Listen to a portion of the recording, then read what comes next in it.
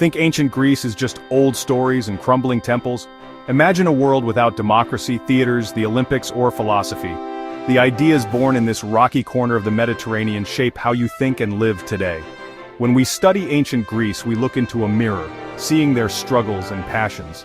Words like democracy, philosophy, and theater are echoes from that time. Get ready to travel back to a world that is not so distant after all. Our story does not begin with a king or a battle. It begins in a world of myth and magic. It begins on the misty peaks of Mount Olympus, the home of the gods. Here, Zeus ruled the sky with his thunderbolt, Poseidon commanded the seas, and Hades governed the shadowy underworld. These were not distant, abstract deities. The Greek gods were deeply human. They were jealous, they fell in love, they had favorites, and they meddled constantly in the lives of mortals. These myths were the Greeks' way of explaining the world around them, the changing seasons, the rising sun, the mysteries of love and death. They were the stories that bound their culture together long before they had a shared government or a common army. From this world of myth we will travel down from the mountains and onto the islands of the Aegean Sea. We will discover the magnificent palaces of the Minoans on the island of Crete. This was a civilization of sailors and artists, a people who built sprawling, labyrinthine structures and created vibrant frescoes of leaping dolphins and bull jumpers. Then, we will move to the mainland, to the fortified citadels of the Mycenaeans. These were the warrior kings of the heroic age, the very figures immortalized in Homer's epic poems, the Iliad and the Odyssey.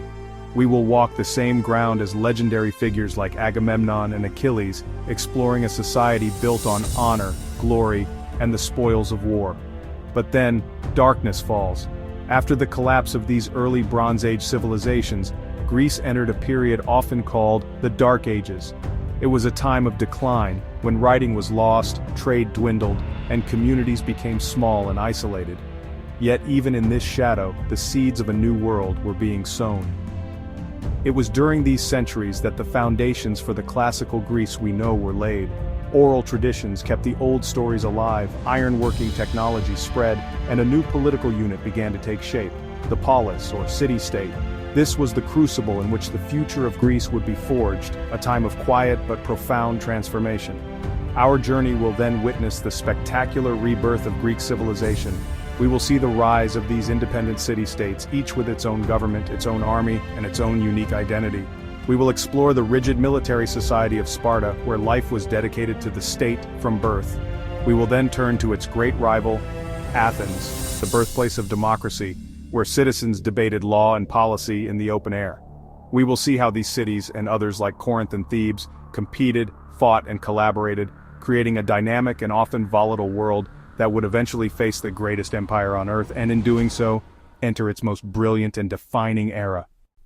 It is almost impossible to overstate the impact of ancient Greece on the world we inhabit today. Their influence is not a relic of the past, it is a living, breathing force. Let's start with politics. The very word democracy comes from the Greek words demos, the people, and kratos, power. In Athens, for the first time in history, a system was created where eligible citizens had a direct say in their government. They could vote, speak in the assembly, and serve on juries. While their definition of citizen was narrow, excluding women, slaves, and foreigners, the core idea was revolutionary. The concept that power should reside with the many, not the few, was a radical notion that would echo through the centuries, inspiring revolutions and shaping constitutions across the globe.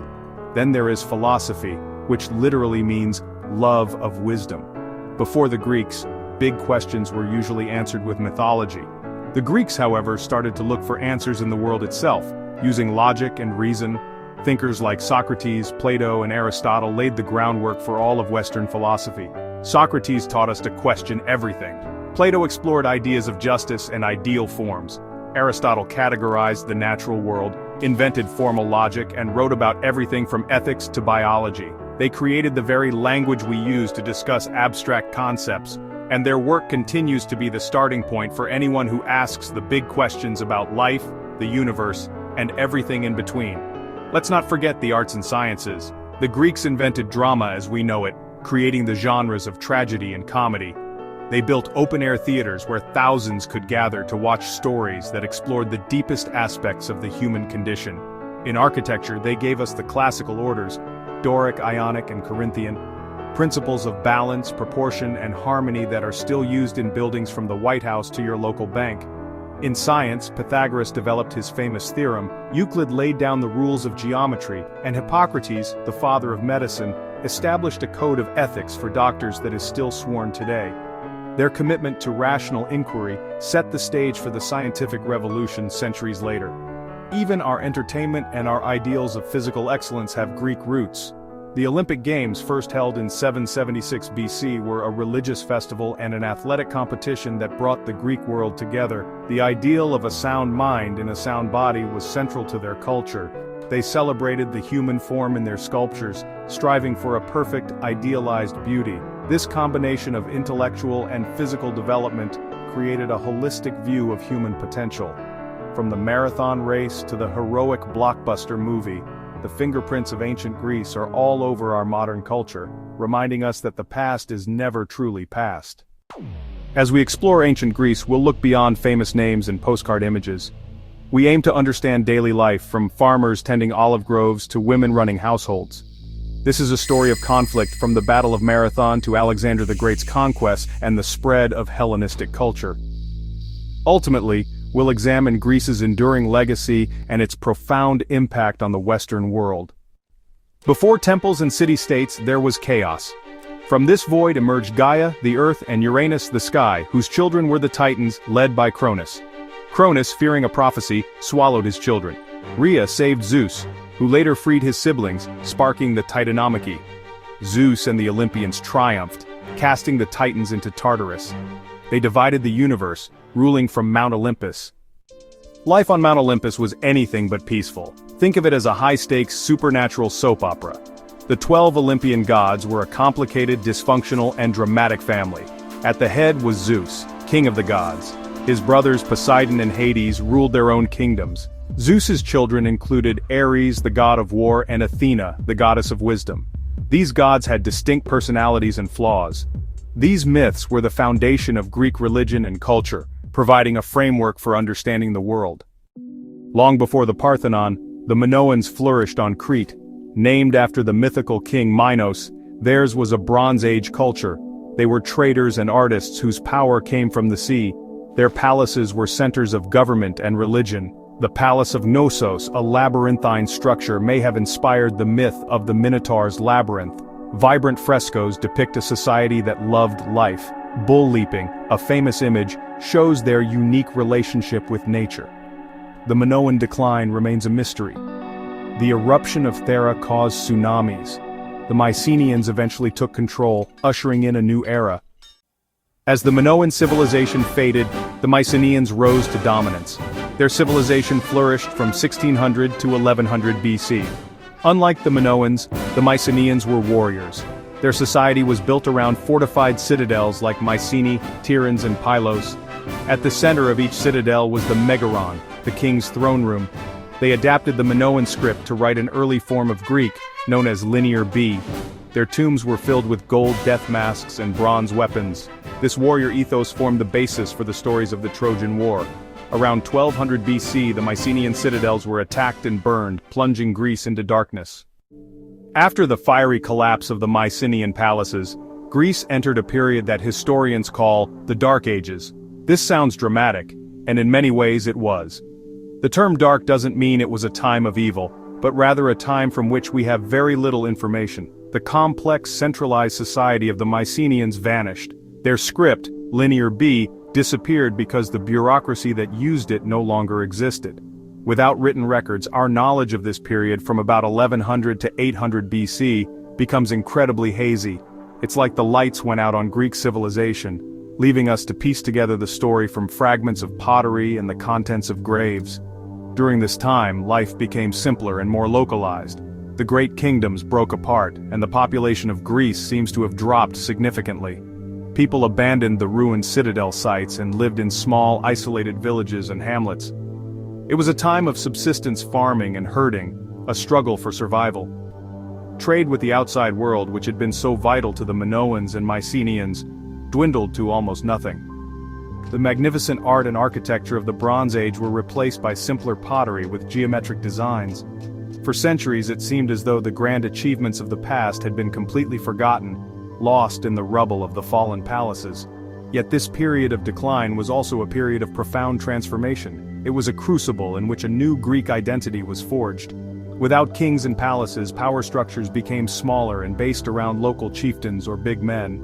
It was also during this time that iron technology became widespread. Iron was more common and cheaper than the bronze that defined the previous age, allowing more people to own tools and weapons. This shift may have helped level the social structure, moving power away from a small elite who controlled the bronze trade and towards a broader base of the population. The Dark Ages were not just an ending, but a necessary reset. Most importantly, the stories of the heroic age were kept alive. In the absence of writing, bards and poets traveled from village to village, reciting epic tales of the Trojan War and the adventures of heroes like Odysseus. These oral traditions, passed down through generations, preserved a connection to the glorious mythic past. They created a shared cultural heritage for the scattered Greek-speaking peoples. It was from this oral tradition that Homer's Iliad and Odyssey would eventually be written down, marking the end of the Dark Ages. And it was in these small, isolated communities that a new and revolutionary political idea began to form, the polis or city-state, the foundation upon which classical Greece would be built. Around the 8th century BC, the polis or city-state began to take shape, defining the Greek world for centuries. More than just a city, the polis was an independent, self-governing community. The agora became the heart of the polis, a marketplace and center for political debate. The polis introduced a new concept of citizenship with rights and responsibilities, creating a bond between the individual and the state. Hundreds of independent city-states sprang up, each with its own laws and identity. The tension between independence and shared identity would be a constant theme throughout Greek history. The rise of the polis was inseparable from a revolutionary development in military tactics, the hoplite phalanx. During the Archaic period, warfare transformed into clashes between heavily armed infantrymen called hoplites. The hoplite was a citizen soldier, typically a farmer or artisan who could afford his own equipment, including the aspis shield. Soldiers stood shoulder to shoulder in a tightly packed phalanx, with each man's shield protecting the man to his left. This new way of fighting had profound social and political consequences. The hoplite class became a powerful new political force, laying the groundwork for broader political participation and, in some cities, democracy. Hoplite warfare was a brutal head-on collision, often lasting less than an hour. This system defined Greek warfare for centuries. Of all the Greek city-states, none is more famous than Athens. Situated in the region of Attica, Athens began its journey as a typical aristocratic polis, but a series of crises and brilliant reformers set it on a unique path. By the 7th century BC, growing economic inequality was tearing the city apart. Many small farmers were falling into debt slavery, forced to give up their land and even their freedom to wealthy aristocrats. The threat of civil war loomed large. To solve this, the Athenians turned to a statesman named Solon in 594 BC. Solon enacted sweeping reforms. He canceled all debts, forbade debt slavery, and created a new legal code that gave all male citizens, regardless of wealth, the right to participate in the assembly. Solon's reforms laid the foundation, but the journey to full democracy was not yet complete. After a period of tyranny under a ruler named Pisistratus, who ironically further weakened the aristocracy, another great reformer emerged. In 508 BC, Cleisthenes took power and implemented a radical overhaul of the political system. He broke up the old tribes, which were based on kinship and controlled by aristocrats, and reorganized the entire citizen body into 10 new tribes based on their place of residence. This shattered the old power structures and forced citizens from different regions and backgrounds to work together. It was Cleisthenes who truly established democratia, or rule by the people, creating the system that would define Athens' golden age. The Athenian democracy was a direct democracy, unlike the representative systems common today. Any male citizen over the age of 18 had the right to attend the assembly, or ecclesia, which met on a hill called the Nix about 40 times a year. Here they could speak, debate, and vote directly on every major issue facing the city, from laws and taxes to decisions about war and peace. To ensure broad participation, most public officials and jurors were not elected, but were chosen by lot from the citizen body. This radical system was based on the belief that every citizen was capable of holding public office, and that power should be constantly rotated to prevent corruption. This political freedom unleashed an unprecedented explosion of culture and intellectual activity. Athens became a magnet for artists, poets, architects, and thinkers from all over the Greek world. It was the city of the playwrights Aeschylus, Sophocles, and Euripides, the philosophers Socrates, Plato, and Aristotle, and the statesman Pericles, who would later call Athens the School of Hellas. The confidence and dynamism born from their democratic system would fuel the construction of magnificent buildings like the Parthenon on the Acropolis. But this open, vibrant, and commercial society would soon find itself on a collision course with its complete opposite, the rigid, militaristic, and insular city-state of Sparta. If Athens was the soul of Greece, Sparta was its sword. Located in the fertile valley of Laconia in the southern Peloponnese, Sparta was a city-state unlike any other. Its entire society was engineered for a single purpose, to create the most formidable military in the Greek world. This obsession with military prowess was born out of necessity. In the 8th century BC, the Spartans conquered their neighbors in Messenia and turned the entire population into Helots, a class of state-owned serfs who were forced to work the land. The Helots vastly outnumbered their Spartan masters, creating a constant threat of rebellion. The Spartan solution was to turn their state into a permanent military camp to maintain control through terror and force. The life of a Spartan male was dedicated to the state from the moment he was born. Infants were inspected by city elders. If a baby was deemed weak or deformed, it was left on a hillside to die. At the age of 7, boys were taken from their families and entered the agoge, a brutal state-run training program. They were taught to endure hardship, pain, and deprivation. They were given little food, encouraging them to steal to survive, but were severely punished if caught. They learned to read and write, but the focus was on military training, physical fitness, and absolute obedience to authority. This system was designed to strip away individual identity and forge them into disciplined, unthinking components of the Spartan war machine. At the age of 20, a Spartan male became a full-time soldier, living in a communal barracks with his army group until he was 30. Even after he was allowed to live at home with his wife, he was required to eat his evening meal in the public mess hall every day. This communal life was designed to foster loyalty and camaraderie. Spartan society was austere and minimalist. They distrusted luxury and wealth, even using cumbersome iron rods as currency to discourage trade. The state came before everything, before family, before personal ambition, and before individual life. A Spartan mother was said to have told her son, as she handed him his shield, to come back either with it or on it. Even Spartan women had a unique role. While they had no political rights, they enjoyed more freedom, and were better educated than women in most other Greek city-states. Because their husbands were so often away on military duty, Spartan women were responsible for running the estates and managing the household.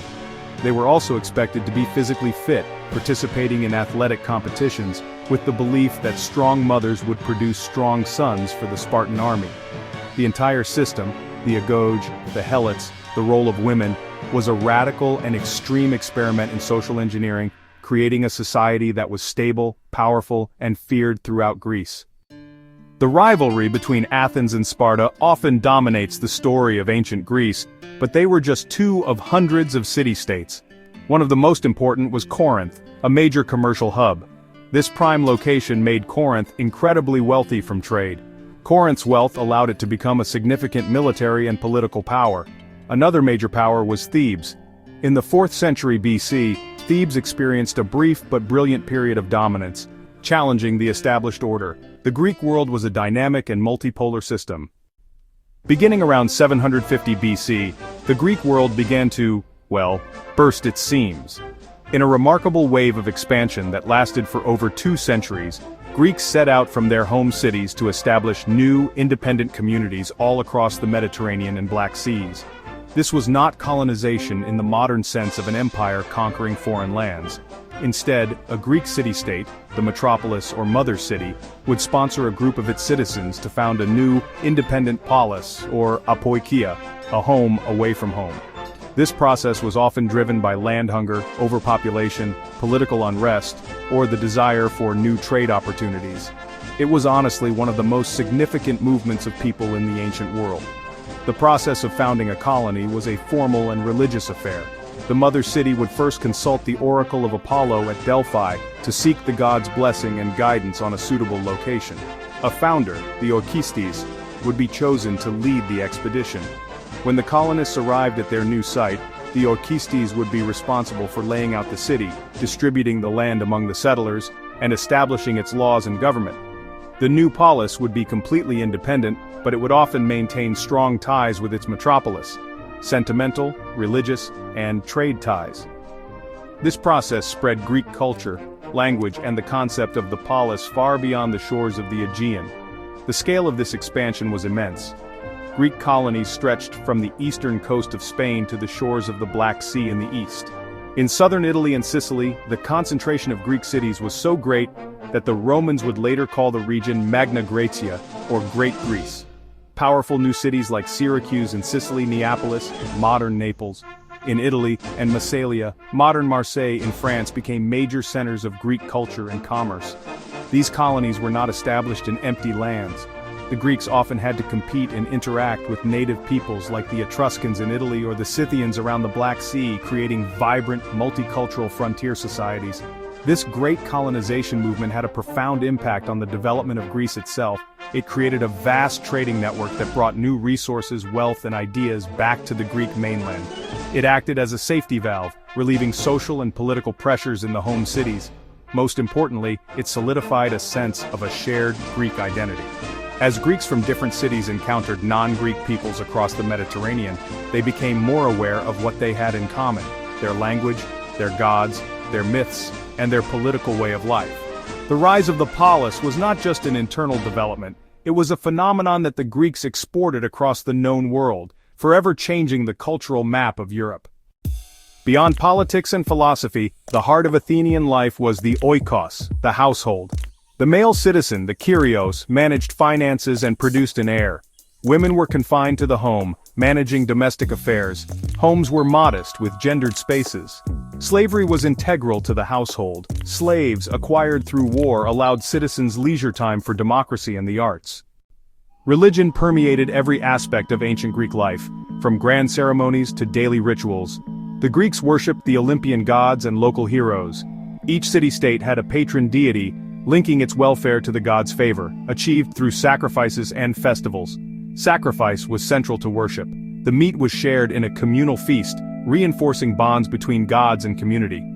Festivals like Athens' Panathenea displayed piety and unity. Greeks sought divine guidance from oracles like Delphi, whose pronouncements shaped history. One of ancient Greece's most enduring gifts was the invention of theater, central to Athenian democracy and religious life. Drama emerged from hymns to Dionysus. During the Dionysia festival, playwrights competed at the theater of Dionysus. Plays were performed by male actors in masks with a chorus commenting on events. Tragic playwrights like Aeschylus, Sophocles, and Euripides explored profound questions using myth. Athenians also developed comedy. Aristophanes mocked politicians. This freedom of speech reflected Athenian democracy's confidence. For decades, the Greek world and the Persian Empire existed in uneasy proximity. The Persians had expanded their empire to include the Greek city-states of Ionia. Resentment boiled over in 499 BC, when the Ionian cities rose up in rebellion. This event, the Ionian Revolt, was the spark that would ignite one of the most famous conflicts in history. The Athenians agreed to help. In a bold move, they marched inland and sacked the city of Sardis. For the Persian king, Darius the Great, this was an unforgivable insult. He began planning a massive punitive expedition aimed at conquering mainland Greece itself. The Persian Wars were about to begin.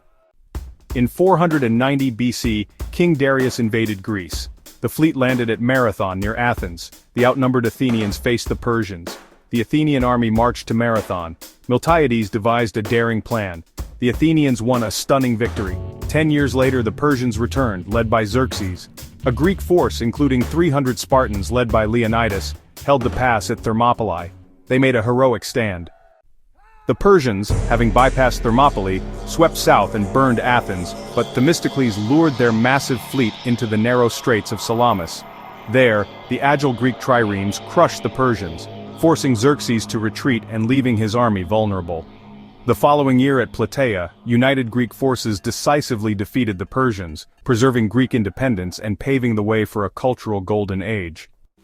Under Pericles, Athens became the heart of Greek culture, democracy, and power. funded by the Delian League and a grand building program. The Parthenon rose as a symbol of Athenian glory, while the city flourished as a center of trade, art, and intellectual life. Yet Athens' dominance bred resentment, especially from Sparta, setting the stage for a devastating conflict. The Golden Age sparked a revolution in thought. Socrates, Plato, and Aristotle laid the foundations of Western philosophy. Rational inquiry spread to medicine with Hippocrates and to history with Herodotus and Thucydides, who sought truth through observation and analysis. This intellectual legacy would shape the world for millennia. Athens' empire fueled fear among rivals, especially Sparta, leading to the outbreak of the Peloponnesian War.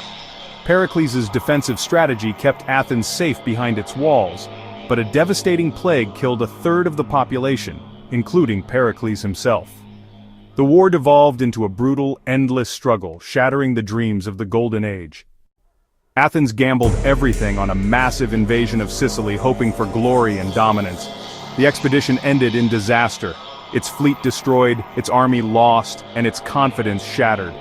The defeat marked the beginning of the end for Athens, as its enemies closed in and its golden era faded. The catastrophic news from Sicily sent shockwaves through the Greek world. Athens was left vulnerable, its treasury empty, and its naval power shattered. The city's enemies seized the opportunity.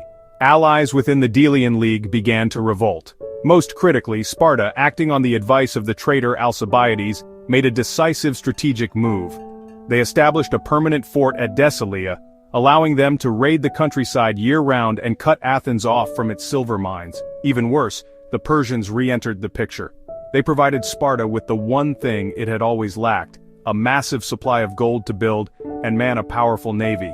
Despite these devastating setbacks, the Athenians fought on with remarkable resilience for nearly another decade. They rebuilt their fleet, melted down temple treasures to pay for it, and managed to win several more naval victories.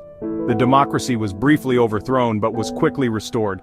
However, the city was bleeding resources at an unsustainable rate. The end finally came in 405 BC at the Battle of Aegospotami. The Spartan admiral Lysander caught the Athenian fleet completely by surprise while it was beached on the shore of the Hellespont. He captured nearly the entire fleet without a fight. With its last navy destroyed, Athens' lifeline was cut. Besieged by land and sea, the city of Athens was slowly starved into submission. In 404 BC, after months of horrific famine, Athens surrendered unconditionally. The terms of peace were harsh and humiliating.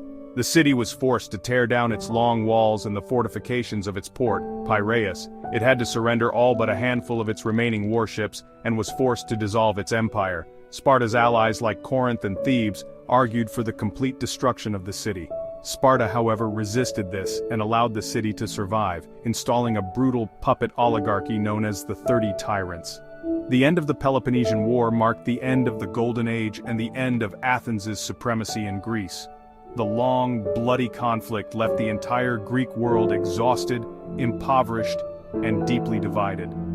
Although Athens would eventually overthrow the 30 tyrants and restore its democracy, it would never regain its former power and influence. The decades that followed were a period of shifting alliances and constant warfare, as Sparta, and then Thebes, tried and failed to dominate the other city-states. The polis system had proven to be its own worst enemy. The constant infighting had weakened all of Greece, leaving it vulnerable to a new, rising power in the north, the Kingdom of Macedon. While Athens, Sparta, and Thebes fought, a storm gathered to the north, Macedon. In 359 BC, Philip II ascended to the throne, transforming Macedon into a military power. He revolutionized the army with the sarissa pike and companion cavalry. Through diplomacy and force, Philip unified Macedon and expanded south.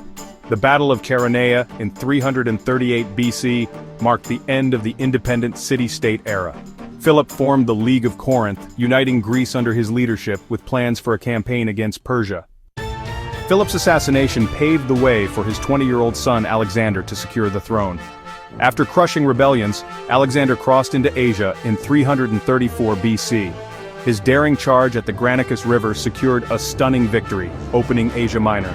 At Issus, despite being outnumbered, Alexander defeated Darius, capturing his family and treasury. He then marched into Egypt, was crowned pharaoh, and founded Alexandria. With the eastern Mediterranean secure, Alexander confronted Darius at Gaugamela in 331 BC. Despite being outnumbered, Alexander's tactics prevailed, shattering Persian power. He marched into Babylon and Persepolis, capturing immense wealth and burned the palace, a symbolic act of revenge. Alexander, now master of Persia, pushed eastward into the Indus Valley. After a costly victory at the Hydaspes River, his exhausted troops mutinied, forcing him to turn back. The return journey was brutal, and in 324 BC, he returned to Persia. His plans for the future were cut short. The world's greatest conqueror had reached the end of his road. In 323 BC, after returning to the city of Babylon, Alexander the Great fell ill with a sudden fever. Within days, at the age of just 32, the man who had conquered the known world was dead. His death sent shockwaves across his vast, newly forged empire. He had named no clear successor. When his generals asked him on his deathbed to whom he left his kingdom, he is said to have whispered, "To the strongest." This ambiguous answer was a recipe for chaos. His most powerful Macedonian generals, known as the Diadochi, or successors, immediately began to fight amongst themselves for control of his empire. The next 40 years were consumed by a series of brutal and complex civil wars, as these ambitious men carved up the world Alexander had won. When the dust finally settled, Alexander's empire was gone, shattered into a handful of large, powerful kingdoms. The three most significant were the Ptolemaic kingdom in Egypt, founded by his general Ptolemy; the Seleucid Empire, which controlled the vast Asian territories of the old Persian Empire, founded by Seleucus; and the Antigonid kingdom in Macedon and Greece, eventually secured by the descendants of Antigonus. These were not Greek city-states. They were large monarchical empires ruled by Greek-speaking kings and a Greek administrative class who governed vast non-Greek populations. This new political reality, a world dominated by these powerful Greek-run kingdoms, is what we call the Hellenistic Age. Alexander's greatest legacy was not his empire, which barely outlived him, but the cultural transformation he set in motion. His conquests had spread Greek language, culture, and ideas across the entire Near East. Greek became the common language of government, commerce, and learning throughout this vast region, much like English is today. New cities, many named Alexandria, were founded all over the empire, becoming vibrant centers of Greek culture. This blending of Greek civilization with the ancient cultures of Egypt, Persia, and the Near East created a new cosmopolitan culture we call Hellenism. It was a dynamic, hybrid civilization that produced incredible achievements in art and literature, science and philosophy. The Hellenistic period was an age of great cities like Alexandria in Egypt and Antioch in Syria. Alexandria, with its legendary library and museum, became the undisputed intellectual capital of the Mediterranean world. It was here that scientists like Euclid formulated the principles of geometry, Eratosthenes accurately calculated the circumference of the Earth, and Archimedes made incredible discoveries in physics and engineering. While the classical age of the independent polis was over, Alexander's conquests had opened up a new, larger, and more interconnected world.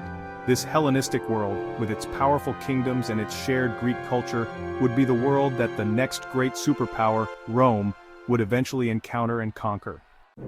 The Hellenistic kingdoms dominated the Eastern Mediterranean, shifting alliances in a complex dance of power. But Rome, a disciplined and expansionist republic, was rising in the West. A collision became inevitable. The flexible Roman legion proved superior. In 146 BC, Rome destroyed Corinth, sending a terrifying message. Greece became a Roman province. The last kingdom to fall was Ptolemaic Egypt, annexed by Rome. Alexander's world was now Rome's. The political story of ancient Greece had ended. The Roman conquest was a military and political end, but not a cultural one. The conquered ended up conquering their conquerors. The Romans admired Greek art, literature, philosophy, and architecture. Captive Greece took its brutish conqueror captive.